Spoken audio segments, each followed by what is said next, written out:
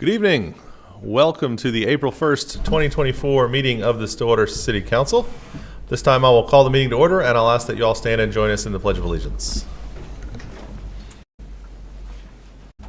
I pledge allegiance to the flag of the United States of America and to the republic for which it stands, one nation under God, indivisible, with liberty and justice for all.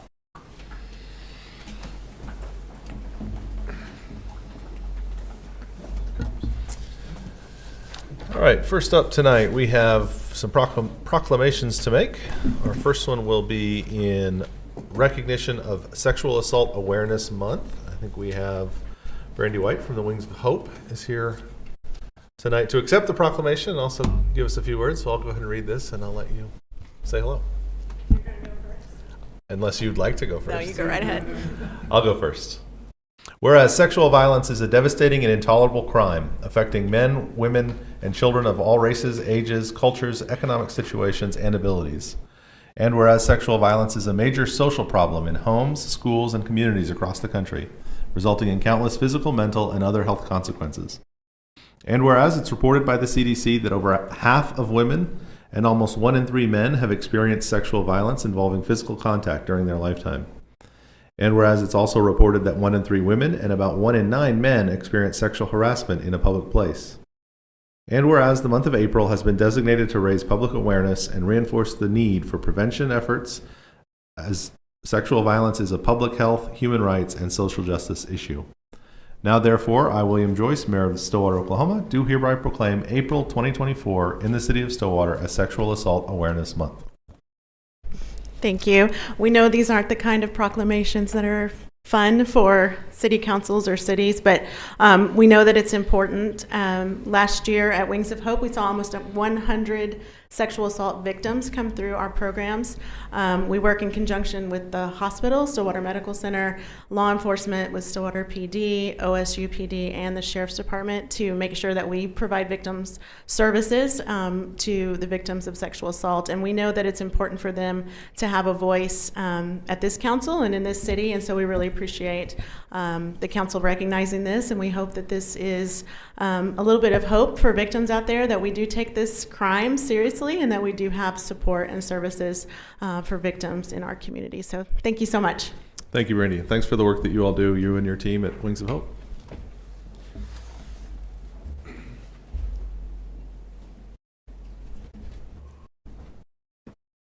Picture time.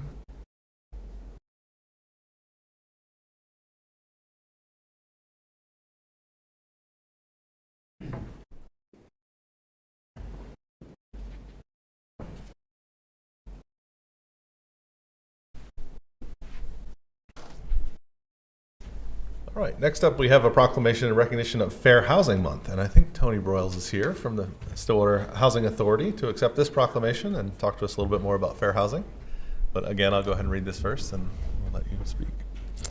Whereas April 1st, 2024 marks the 56th anniversary of the passage of the U.S. Fair Housing Law, Title 8 of the Civil Rights Act of 1968, as amended, which enunciates a national policy of fair housing. And whereas the City of Stillwater encourages fair housing opportunities for all residents without regard to race, color, creed, religion, national origin, gender, familial status, sexual orientation, handicap. And whereas the City of Stillwater is committed to support the fair housing law and programs that educate the public about the right to equal housing opportunities and to help assure every resident of their right to fair housing. Now therefore, I, William Joyce, Mayor of Stillwater, Oklahoma, do hereby proclaim April 2024 as Fair Housing Month and urge all residents to support fair housing throughout the year. Well, we thank you very much for this honor. And Pull the mic up so we can all hear you. I'm sorry, is that better? Just pull it closer to you, it's fine. There you go. Okay, sorry. Thank you for this honor. We serve over 650 families on our Section 8 program. We put over $350,000 a month into the Stillwater community. That's not, we also do our public housing units, and we pride ourselves on what we do with our fair housing and working with the individuals within this community. Thank you so much for the work that you do.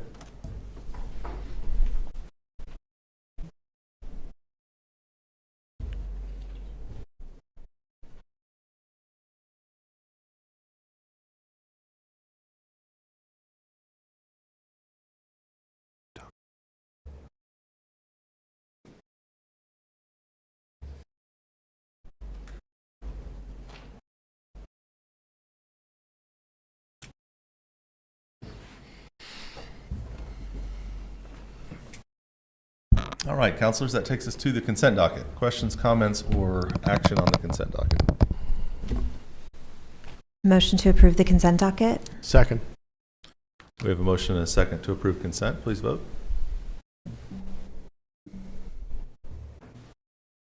With a vote of 4-0, the consent docket is passed. That takes us to public hearings. Item 7. 7A is receive public comment regarding a request from Independent School District number 16 and Stillwater National Bank to rezone properties addresses 1120 North Husband Street and 1515 North Boomer Road from commercial shopping and commercial general to public. CC-24-33. Did we have good notice on this? Yes, we do. Ms. Porter. Yes.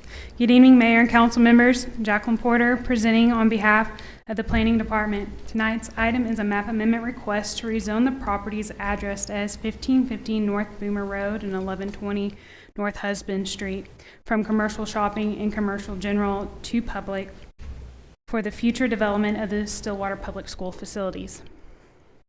The subject properties are located near the intersection of North Boomer Road and West Franklin Avenue, as well as North Husband Street and North Boomer Road. One of the subject properties is located north of the Stillwater High School campus, known as Cimarron Plaza, with Boomer Lake further to the north. The other property is located to the south of Stillwater High School campus, located east of Slim Chickens and Freddy's. Here's a street view looking north off of West Franklin Avenue towards the Cimarron Plaza Shopping Center. The current zoning shows that the northern property is zoned commercial shopping and the southern property is zoned commercial general. Various zoning districts are located around the subject properties, with residential zoning districts located to the east and commercial general located to the south, as well as to the west with high density residential. Public zoning is adjacent to the subject properties. Here's a future land use map that was adopted with the 2030 comprehensive plan, which was projected the desired uses in the area at the time of the adoption of the plan, and it was to be public and commercial. Stephen Gose with Gose & Associates is here on behalf of the applicant. Are there any questions for staff? Counselors, any questions? This time I will open the public hearing. I'll ask Mr. Gose to come up and let us know what the applicant needs to tell us. Good evening, Councilors. Stephen Gose with Gose & Associates, 113 East 8th Avenue. I'm not that tall. Here on behalf of the applicant, there's 2 tracks in this zoning request. The large one is north of Franklin. That's the Cimarron Plaza Shopping Center, and that's the location of the new high school. The south piece off the southeast corner of the parking lot for the high school is a tract they were gifted a couple of years ago. And so just as part of the map amendment for the north, they said, let's go ahead and get that one cleaned up while we're at it. So if there's any questions, I can try to answer them. Stephen, why is the bank one of the applicants? Because it's a still lease own? purchase Okay. On the land. Yeah. So the bank actually owns it and Stillwater Schools is leasing it. I was on the school board when that happened. Yeah. I was really more wondering why the old name of the bank is one of the maybe just because it that's hasn't still been what's on updated the in the deed, records. so. Yeah. Makes sense. Any further questions, counselors? Thank you. I don't have anyone else signed up for public hearing. Is anybody else here tonight to speak on this item? Seeing no one, I'll close the public hearing. Jacqueline, could you let us know what the recommendation from Planning Commission was? Yes, Planning Commission recommended approval with a vote of 4-0. Thank you. Counselors, I move to accept the Planning Commission recommendation. Second. we have a motion and a second to accept the recommendation. Please vote. With a vote of 4-0, the item is approved. Thank you, guys. Thank you, Jacqueline. That takes us to general orders. Item A is a presentation and possible action to approve the Simmons Bank grant agreement. This is the right name of the bank.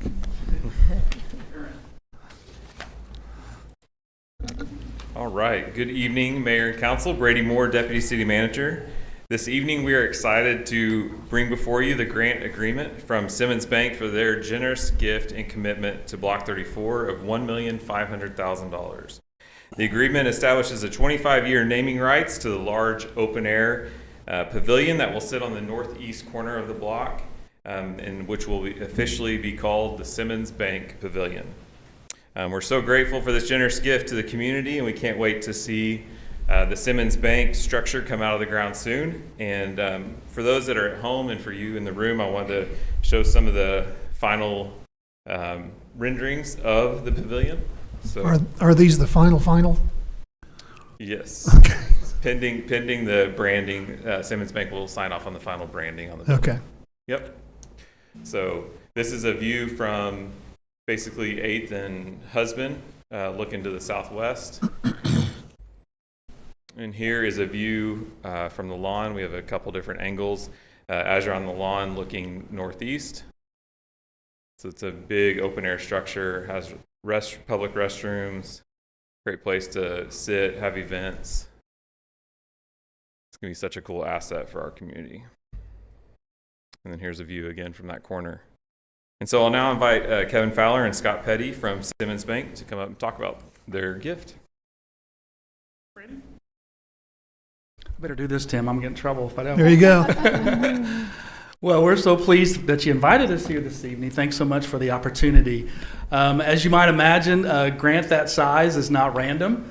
The company's only done this about a handful of times in our 120-year history, a grant of this size, over 7 figures. So it's about contributing to a vibrant community, a community where our customers have stayed loyal to us, and our customers where we have kind of high-achieving team. And Stillwater really hit all 3 of those things. But what also matters is the fact that economic development to downtown Stillwater is huge, and the fact that it doesn't matter your social economic situation, you'll be welcomed into this facility. So that was huge for the grant for the Simmons Pavilion.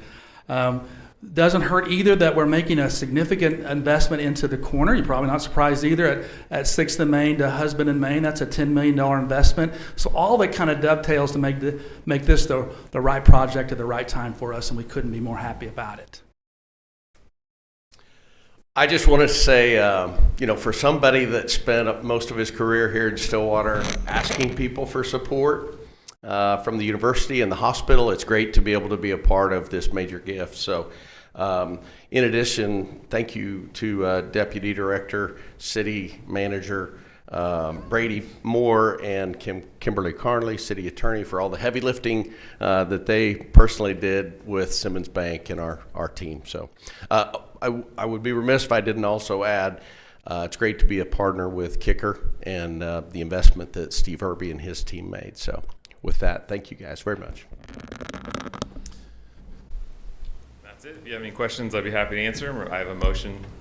But Well, I think you probably know it too. I'll just say, off the bat, thank you guys so much for the work that you've done to get this to the finish line, and for the commitment from Simmons Bank to our community. It is, absolutely would not be happening at Block 34 without this $1.5 million. And so, having the commitment of Simmons Bank to continue to be such a huge anchor in our downtown area and the whole community of Stillwater is really, really great, and we appreciate it. It's tougher when you've got such a big organization and trying to deal with everybody and make sure Stillwater is the place that they chose to make this donation, and we owe you guys a lot for the work that you did to make sure that Stillwater was the recipient of this money. So super excited about it. Can't wait to see it come up and join you guys all at a ribbon cutting down there in a few months. Can I say one thing? Please. The partnership with Kicker for sure, but the City of Stillwater partnership was huge for us in this decision as well. So if it wasn't for the City of Stillwater and the confidence that we had in what was going on here, that was a big piece of it as well. So Yeah. Thank you very much. Great. Thank you, Kevin.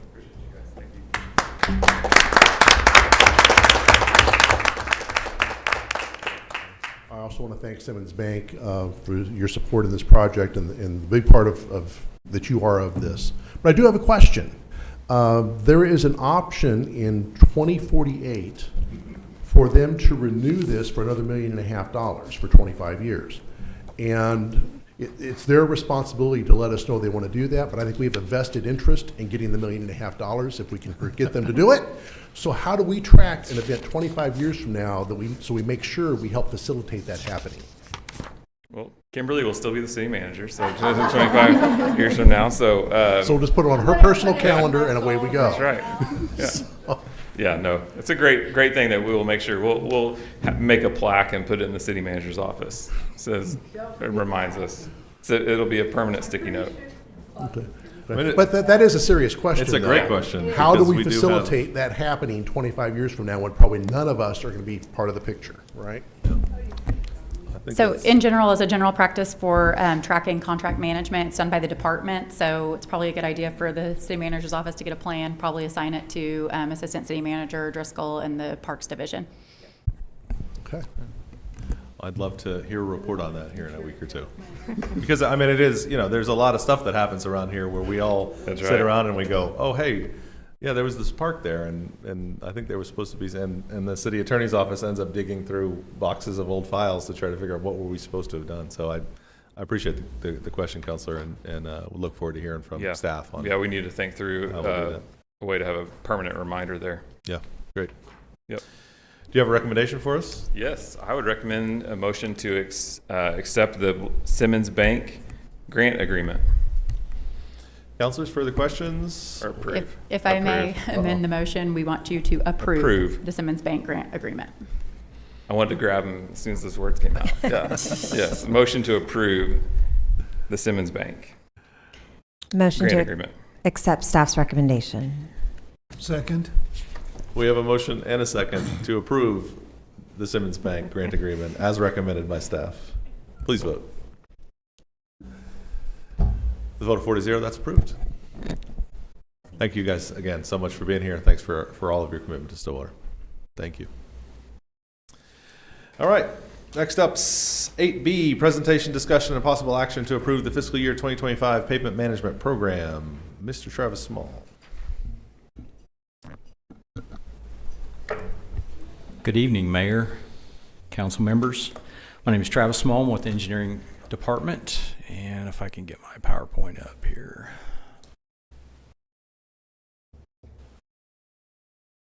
I'm very excited to be here tonight to present this FY25 pavement management program for to council for possible approval. And just like to mention that the transportation sales tax funds fund the entire pavement management program, and they are projected by the end of fiscal year 24 to accumulate approximately $10 million. Staff has systematically inspected and evaluated various locations and projects to include in this program to present for possible approval here tonight. And they include a combination of maintenance, rehabilitation, reconstruction of various transportation infrastructure across the city. So what you see here, before we get into the fiscal year 25 pavement management program, I would like to discuss with you a little bit about a plan moving forward through the end of fiscal year 24. And what you see here is a list of projects which equates to approximately $10.2 million that's intended to demonstrate the use of the existing sales tax funds that we have on hand right now to let you know that the money is being utilized. This plan has been taken to TPAC and has been approved to bring here tonight for approval by council. Also like to note that the last two bullets there with the stars, we want to make sure that you guys realize that we do not intend that construction will begin on those two projects within the fiscal year 24 program, but that we do realize that funds are needed for those. Now the first four bullets that you see here, we do have projects ongoing right now that we anticipate will be advertised and should be awarded by the end of the fiscal year, so that's why those are identified. Okay, moving forward, continuing with the FY24 plan, Monticello is one of the projects that we are working to get advertised to bid. This is a full reconstruction of Monticello from University to Admiral. And we anticipate that this is going to cost approximately $2 million of transportation sales tax funds to go into construction. Next, this is also one of the projects we anticipate being advertised and awarded by the end of the fiscal year, and this is a diamond grinding and patching project which is on Hall of Fame, McElroy and Manning. We anticipate that based upon the estimated cost that this will need an additional $1 million to go to construction. And last on the fiscal year 24 plan, this is a project that we are currently working on the design contract with the consultant and anticipate having that to council for possible approval very soon. This is Knobloch from 4th to University and various locations along 4th Avenue as well as Lincoln Street from 6th to 4th. We have an estimated cost right now before we get into design completely of approximately $6.5 million for this project. As I mentioned in a previous slide, those last two bullets, which included this project, we estimated $2 million for this, so that doesn't cover everything for construction on this project, but just to emphasize to you the need for the funding for those projects. And the reason I'm here tonight is to present the fiscal year 25 pavement management program. And what you see before you on this slide is a list of different strategies incorporated in that fiscal year 25 pavement management program, which equates to the $10 million that I mentioned previously that the sales tax is gathering up per year. Staff has assembled this list which you can see in your attachments in your packet. There's a map and there's also a list of projects. And for those watching online, we are going to get this put up on our website so that you can see this list and this map. But this is a list of the projects or strategies that we put together, and it breaks down based upon the cost estimates and strategies shown. Staff did present this FY25 pavement management program to TPAC, and they did approve that as well to bring to council for approval. And moving forward, these are some of the locations that are identified in that FY25 pavement management program. I want to let you guys know that the numbers that you're seeing here are not prioritization by any means. These are just a list of locations that are put together in a table format so you can reference the projects easily. But these are some of the locations that have been identified. Staff wants to make sure that we let council know that we're going to be utilizing engineering firms to help us coordinate these projects, to design, manage them, and get them out to construction in a timely fashion. We understand that we want to make sure that the community is taken care of, and we want to push that out as quickly as we can to get it into construction. So here are several other locations in that FY25 pavement management program. And lastly, here are the last 3 locations included in the program. And I am here to answer any questions, should you have any. Councilors. Go ahead. Go ahead. I do have one. Wasn't there some discussion about Airport Road at Perkins being in this project? Airport Road at Perkins. Last week we did bring Airport Park and Harned to council for approval, and we are working right now to get that project executed so we can actually start construction. So it has been approved last week at council. Okay. We're just waiting to get the contracts executed. Thank you. You bet.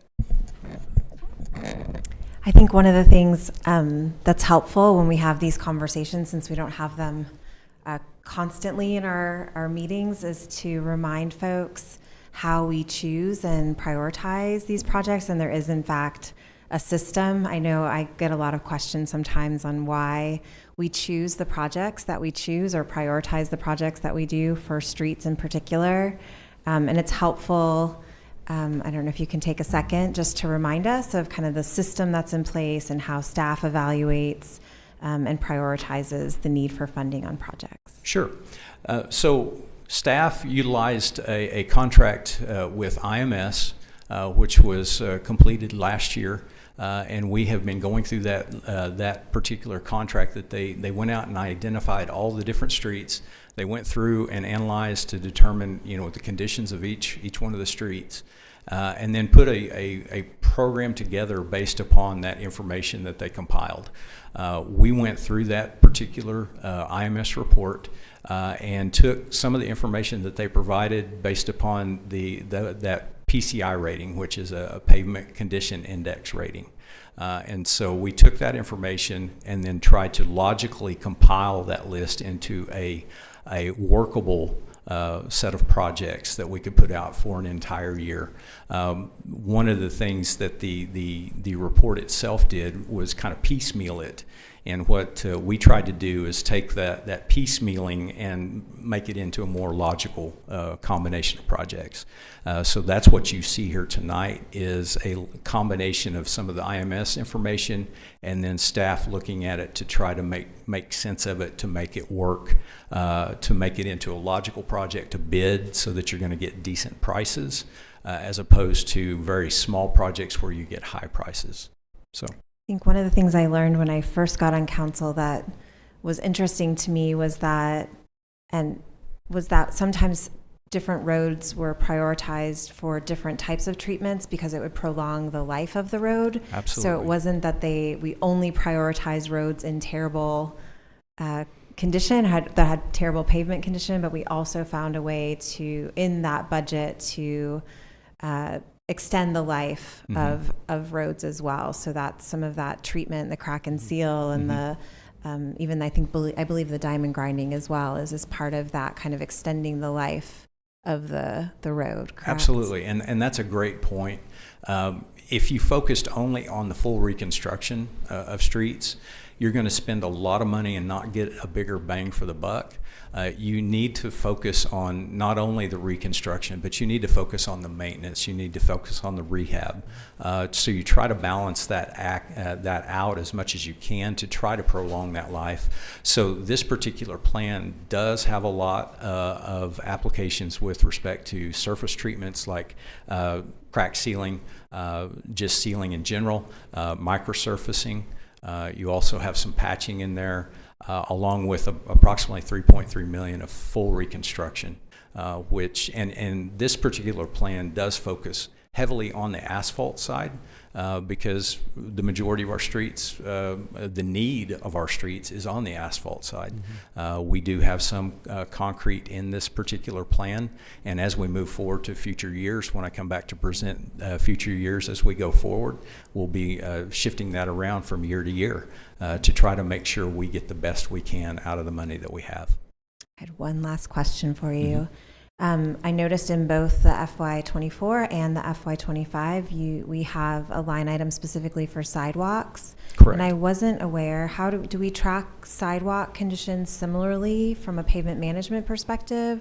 Or how do we understand what the kind of maintenance or deferred maintenance is on our sidewalk? I say that I was just in a community recently where they were soliciting, I guess it was a sidewalk survey from the community where they were asking the community to let them know where there were sidewalk issues. And I was curious if we had done something like that, or if that's how we determine what sidewalks need support, or if we just kind of have a backlog of. And I have to apologize. I've been here approximately 6 months now, and I don't know if one has been done previously. I do know what we receive comments from the public requesting certain locations to look at possibly upgrading the sidewalks or improving the crossings. So we do put a list together of that. We also have internally our own list that we know, hey, we need to start looking at different locations there. I know that IMS will identify sidewalks. Our contract did not include that, but that is something as we move forward in future years, maybe we can look at that It does add a little bit more to the contract with IMS, but that's one way we could start looking at it. Certainly open to different opportunities where we can identify those particular areas where we need to improve the sidewalks. Yeah, I think, we've done so much work and we have opportunities across the community to focus on multimodal. I know that's an emphasis of our TPAC committee as well. And certainly as we work on trails and look at connectivity, sidewalks are an important connector to those things. So it seems like I'd be curious to know what kind of cost that would add and if that would be something that staff would consider for the next round. We can certainly approach IMS and gather some information with respect to additional costs that it would require for that. Sort of along those lines, with the 6th Street reconstruction or widening project coming eventually, I know we've talked, we've already done some studies around the corridor and how we're going to plan to move people around when 6th Street's a mess, both in cars and having safe transportation for active transportation, bikes and that sort of thing. I don't know, are pavement management plans kind of taking into account the studies that we've done on where people are going to be driving and walking and riding in that time frame? I don't know, what are we 2 years out from potentially the start of that? Maybe 2 or 3. We're still kind of up in the air, but hopefully we're planning on how are we going to move people around when that stuff's underway. And that's a great point. I would like to point out that the 4th Avenue projects that I was identifying along that corridor, that would be one of the routes I could envision people utilizing to try to get through. But certainly, we will certainly address that and try to account for that. When projects like that do occur, you tend to get a lot of wear and tear on those pavements. So we'll try to make sure that is addressed as we move forward. One more thing for me. We're talking about projects that are still from pavement management 2021, 22, 23, that are still on the books, and we're still working to get finished up. I know, we increased our funding. We doubled our funding a couple years ago. Do you feel like we're going to be able to get these projects actually into production and on, get ourselves back in line with not being 3 years behind on finishing up projects from previous fiscal years? What do we need to do to get our, I guess, our completion rate up a little faster so that we can get through some of this? We've got it's nice to have some money to be able to spend on these projects, but how do we get it actually deployed out there quicker? Great question. This is something that we did discuss with TPAC a little bit, and I know internally staff has been looking at this as an issue. Certainly, previous projects that were identified, those are not going by the wayside. Those are definitely projects that we are working on to try to move forward to get up to the top of the list so that we can go to construction. I don't want to speak to what's happened in the past. I know there's been challenges and opportunities presented to itself or to ourselves. And what we're focusing on right now, as I mentioned, we're going to be utilizing engineering staff outside of the city that can help us push these projects along. And internal staff's going to be trying to focus a lot on those projects that have lingered for some time. And we're going to be trying to make sure that we get those out and get them into construction so everybody understands those aren't going by the wayside. If they've been named, we're going to address them. Thank you. You bet. All right. Do you have a recommendation for us? I do. Staff recommends a motion to approve the fiscal year 25 pavement management program as detailed above and attached. And just to clarify, what we'd be approving here is just the general idea that these are the projects we're going to do. Each of these projects will end up getting bid out individually, and we'll have more approvals for each of the projects before we actually get started. Absolutely, that is correct. Once the projects are advertised and let, we will come back very similar to what we did last week with the Airport Park Harned project and bring it to council for possible approval. Great. Okay. All right, councilors. I move approval of the staff recommendation. Second. We have a motion and a second to approve the staff's recommendation. Please vote. It's approved with a vote of 4-0. Thanks, sir. Thank Appreciate you. you being here. We always like to talk about pavement. All right. Item 9, resolutions. 9A, Resolution CC-2024-8, a resolution declaring the intent to consider approval of a project plan and creation of one or more tax incentive districts under the Local Development Act, directing preparation of a project plan, appointing a review committee, directing the review committee to make findings as to eligibility and financial impact, if any, on affected taxing jurisdictions and business activities within the district, directing the review committee to make a recommendation with respect to the proposed project plan, directing the Stillwater Planning Commission to determine conformance of the proposed project plan with the Stillwater Comprehensive Plan, and to make a recommendation with respect to the proposed project plan and declaring an emergency. Ms. Carnley, can you tell us a little more about this one? It is an objective of the City of Stillwater to promote economic development in the city in order to attract major investment, enhance the tax base, stimulate economic growth, and improve the quality of life in and around the city. The city is considering stimulating private investment in one or more data centers on a portion of land in the city located north of Airport Road, south of East Richmond Road, east of North Perkins, and west of North Jardo. Under state law, the city is empowered to approve a project plan and to provide incentives, exemptions, and other forms of tax relief to further economic development efforts in the city of Stillwater. This resolution is the first procedural step in that process for the city to consider approval of a project plan. Adoption of the resolution this evening will approve the following. Declare the council's intent to consider approval of a project plan and creation of one or more tax incentive districts as authorized under the Local Development Act. It directs the Center for Economic Development Law, the city's special counsel for economic development and TIF-related matters, to prepare a project plan. It appoints a review committee based on the membership specifically outlined therein. Directs the review committee to consider and make findings and recommendations to the city council with respect to the eligibility of proposed incentive districts and the appropriateness of approval of a proposed project plan, and determine whether the proposed project plan and project will have a financial impact on the relevant taxing jurisdictions.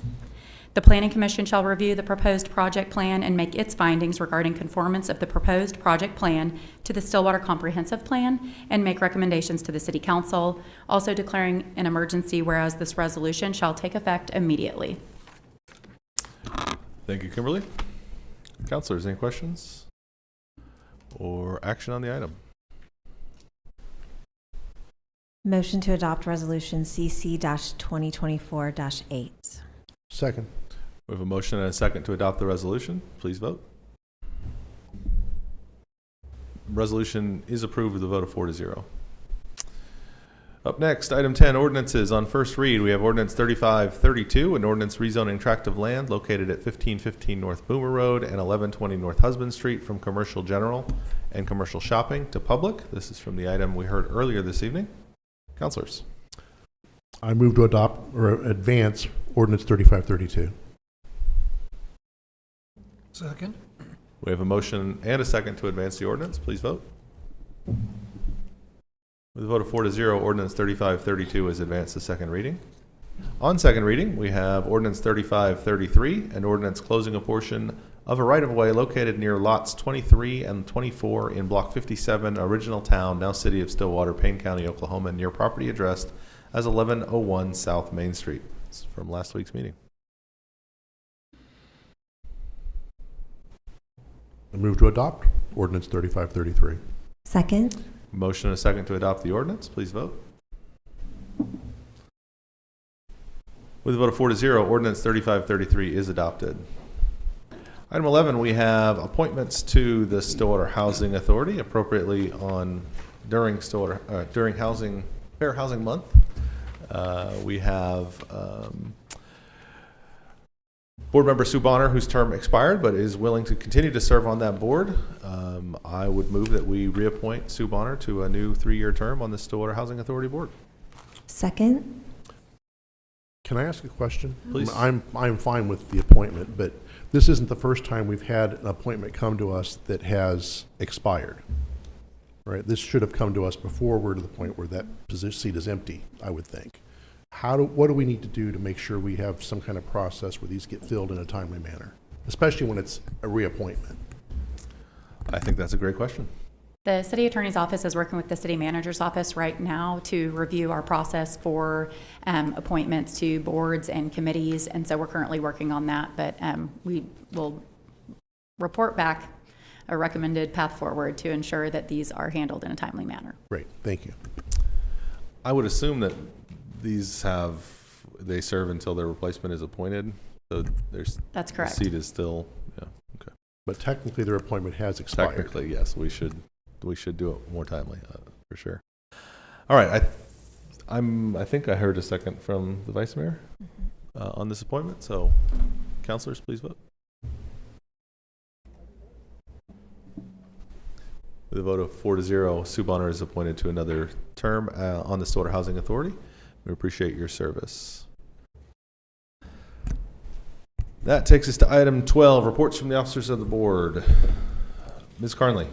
Request for an executive session pursuant to 25 OS Section 307B1 of the Oklahoma Open Meeting Act for the purpose of confidential communications regarding the employment, appointment, promotion, demotion, disciplining, or resignation of Stillwater City Attorney Kimberly Carnley and City Manager Kimberly Meek.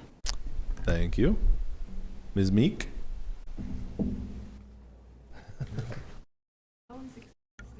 For that. April is World Autism Awareness Month. According to autismspeaks.org, 1 in 5 children ages 3 to 17 are diagnosed with autism spectrum disorder. There are approximately 5.4 million autistic adults in the United States. We know there is not one type of autism, but many. It looks different for everyone. Each person has a distinct set of strengths and challenges. To take the pleas and, quote, act fearlessly for change, or for more information and resources, go to autismspeaks.org. Also, tomorrow, April 2nd, is World Autism Awareness Day. We wear blue to signify understanding and acceptance. I wore it today for our council meeting and as a reminder and in support. Thank you. Vice Mayor? Yes, I have 2. So first, we want your feedback for Stillwater's new comprehensive plan. A comprehensive plan establishes a vision for the next 10 to 20 years of a city's growth. Please take the survey and share your input. It is available in hard copy form at Stillwater Public Library and online at stillwaterok.gov/envision. Secondly, the Stillwater Arts Festival is coming up and has more than 50 regional artists participating this year. This year's event will be at the Prairie Art Center at 1001 South Duck Street on Friday, April 19th from 12 to 8 p.m. and Saturday, April 20th from 9 a.m. to 6 p.m. This is a family-friendly event that includes live music, artist demos, food trucks, the farmers market, and much more.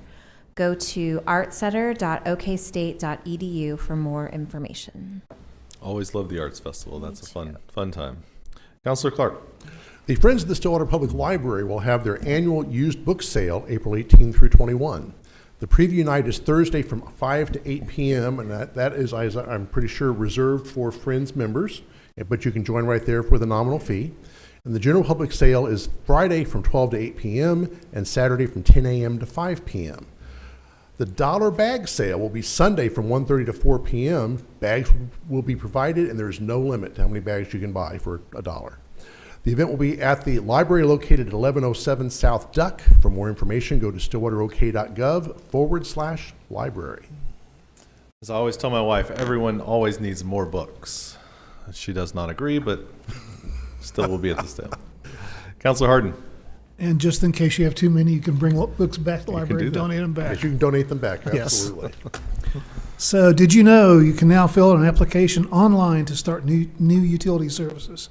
Thanks to our utility and billing department, new residential customers may complete an online application or come to City Hall during business hours and fill out the form in person. Commercial customers, however, must contact our business office during business hours. For more information, go to stillwaterok.gov/utility application.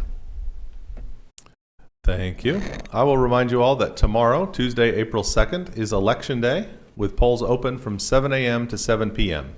You will go to your normal polling location to vote. We encourage every registered voter to research all candidates and propositions on the ballot and vote in the direction you believe is best.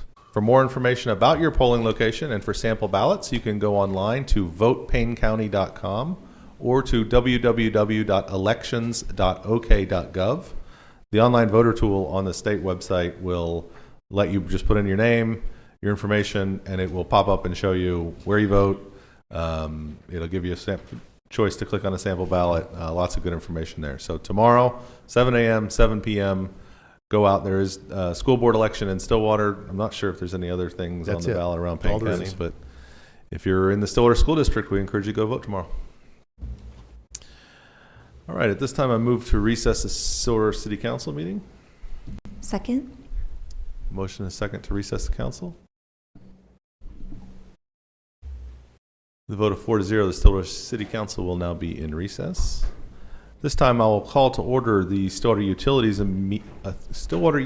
Authority meeting for April 1st, 2024. Trustees, action on the consent docket. Motion to approve the consent docket. Second. Motion is second to approve consent. Please vote. The vote of 4-0, the SUA consent docket is approved. Under general orders, we have consider approval of a professional services agreement with HDR Engineering, and David Barth is here to tell us more. Yes, good evening, trustees. I'm David Barth with Engineering, here tonight to discuss the need for a update to our wastewater master plan and a new wastewater model. And so on this cover slide, you can see a couple of images there. On the left is the newly constructed inverted siphon that crosses underneath Boomer Creek on our south interceptor, and those 3 barrels are just west of our wastewater treatment plant. And that's fiberglass reinforced pipe, if you were curious. The right image is a model run, and so we'll be discussing the wastewater model, but our existing wastewater model, we can run scenarios where you see all of these little green and red dots. Those are manholes on our collection system, and those are the red dots mean that we ran this scenario with a storm event, and in the future, let's say 20 years from now, and it shows that those are manholes where we might have an overflow or what they call surcharging. And so those are areas then that point to where we might have I&I, which is inflow and infiltration, or that just undersized lines where we need to do capacity enhancements. So a little bit about our collection system. We have 250 miles of sewer line, 17 lift stations, and over 5,900 manholes. So quite a bit for our utility staff to take care of.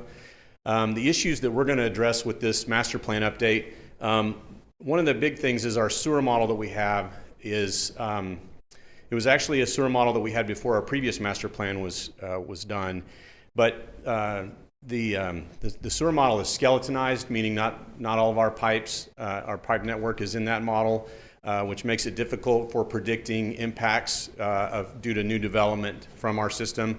The other thing is that during that previous master plan, the flow monitoring that was performed was during a period where we didn't have significant rainfall events. And so the part of the flow monitoring is to identify inflow and infiltration issues like you see in those photos, but also it's to develop storm event scenarios that we can use in modeling. So if we don't have good rainfall during our flow monitoring, we're not going to have a good basis for our model. So we're excited about that. So if you look at the 2 images there below, these are not from the city of Stillwater, but we have experienced things like this. In the lower left-hand corner is a offset joint or a hole in the top of the pipe allowing stormwater to flow in. In the right, you can see a surcharging manhole that's in maybe an intersection during a rainfall event where the collection system is just overcome due to the inflow of storm water.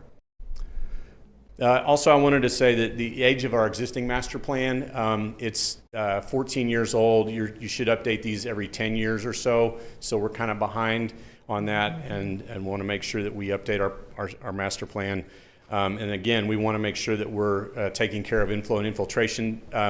What that does is it's sending stormwater into your collection system and to your treatment plant. So we don't need to treat stormwater. So it's going to create capacity issues, could upset the wastewater treatment plant, and so we want to avoid that.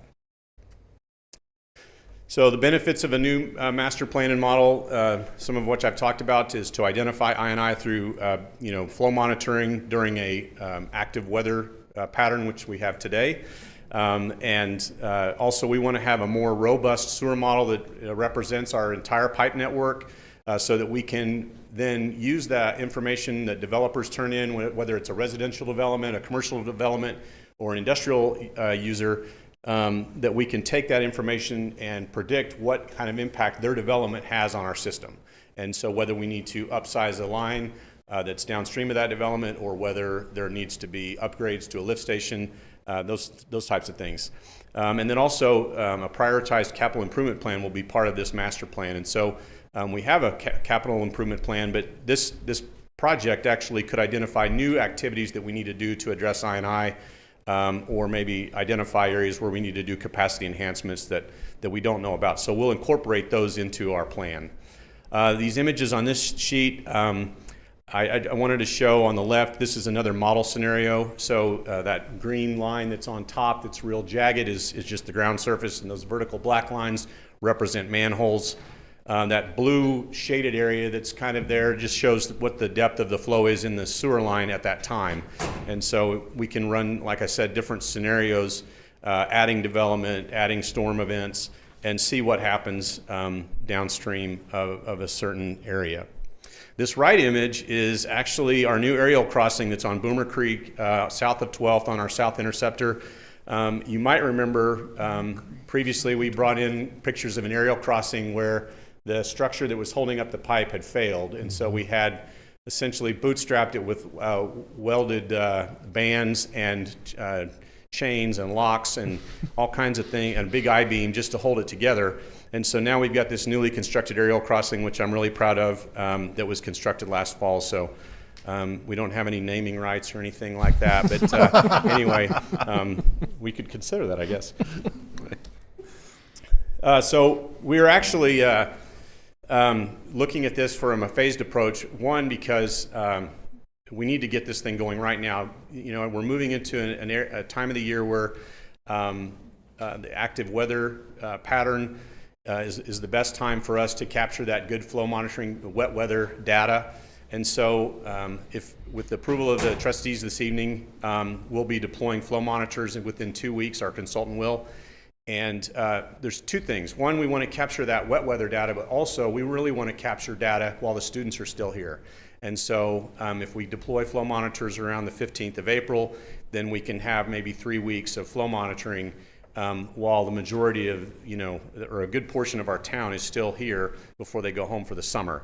And so tonight we're asking that you approve the agreement with HDR Engineering to do this phase 1 flow monitoring, and then also we'll be working on a scope to come back later and ask for your authorization to have an amendment with them for a wastewater master plan and the model, the actual continuation of that. But we've got to get the flow monitoring done, and the flow monitoring is really expensive, so we just do that for a couple of months, and we want to get that started right away. So any questions before I share my recommendation? Trustees? Did a good job explaining that. I think we're good. I'm trying to be exciting. Brady did a really good job on the Block 34. He's got all these fancy renderings and people wanting to give money and name stuff. And then Travis has got all this cool street stuff. And, Counselor Jalowski's got all these great questions. So I'm trying to be more exciting. Anyway, you can't be exciting when it comes to sewer systems. Apparently not. Master planning sewer is hard. But, maybe if I bring in, I've been, thinking about some wardrobe enhancements. And so we'll, go from there. I still like the naming rights concept. That's yeah, we're going to have lots of stuff. Maybe RCB would be interested in naming the sewer. Yeah. What's your recommendation for us, David? Sure. So recommend the trustees approve the professional services agreement with HDR Engineering, authorize total expenditures not to exceed $396,000, which includes a 10% contingency, and authorize the general manager to sign the agreement and related budget amendment. Trustees? I move to approve staff recommendation. Second. We have a motion and a second to approve the recommendation. Please vote. With a vote of 4 to 0, that is approved. Thank you. David. Item 6 is resolutions. Adopt resolution SUA 2024-1 authorizing an equipment lease purchase agreement. Christy? This is I'll introduce it you're and gonna Christy's introduce it. available for Okay. questions. This is a resolution of the Stillwater Utilities Authority authorizing the execution and delivery of an equipment lease purchase agreement and related instruments and determining other matters in connection therewith. Approval of this resolution would approve the purchase of 8 new waste management vehicles to be purchased via a lease purchase agreement with BOK Financial Equipment Finance, Inc., to be financed in an amount of $3,495,000 and authorizing the general manager to sign any documents in connection therewith. Assistant City Manager and Finance Director Christy Cluck is here if you have any other questions. Trustees, do you have any other questions? Well, I'll just comment, we've been here before, and we're doing this again because we were working with a band bank. They're on the naughty list for the state of Oklahoma. And to be clear, you're referring to not BOK Financial Equipment Finance. No. Okay. The previous action was with a different Yes. bank that Okay, is on the entering banned this lease list. purchase agreement with BOK Financial Equipment Finance, Inc. is legally acceptable. I gotcha. Okay. Thanks for making that clear. But we wouldn't, yeah. I think they're close to actually passing the state law that gets us out of that little mess, but we're not there yet. Further questions about the resolution? Is there action on the resolution? Motion to adopt resolution SUA 2024-1. Second. Motion and a second to adopt the resolution. Please vote. That resolution is adopted with a vote of 4 to 0. Any reports from the officers of the board? Is there a motion to adjourn? So moved. Second. We have a motion and a second to adjourn SUA. Please vote. With a vote of 4 to 0, the Stillwater Utilities Authority is now adjourned. At this time, I will call to order the Stillwater Economic Development Authority meeting for April 1st, 2024. Trustees, we have a consent docket. Questions, comments, or action? Motion to approve the consent docket. Second. We have a motion and a second to approve the consent docket. Please vote. With a vote of 4 to 0, the consent docket is approved. There's no other action items on this agenda. Is there a motion to adjourn? So moved. Second. So motion and a second to adjourn SEDA. Please vote. With a vote of 4 to 0, the Stillwater Economic Development Authority meeting is now adjourned. At this time, I'll reconvene the Stillwater City Council meeting. We're at item 14 on the agenda. Is there a motion to enter executive session for the reasons stated by the city attorney? So moved. Second. Motion and a second to enter executive session. Please vote. With a vote of 4 to 0, the Stillwater City Council will now be in executive session.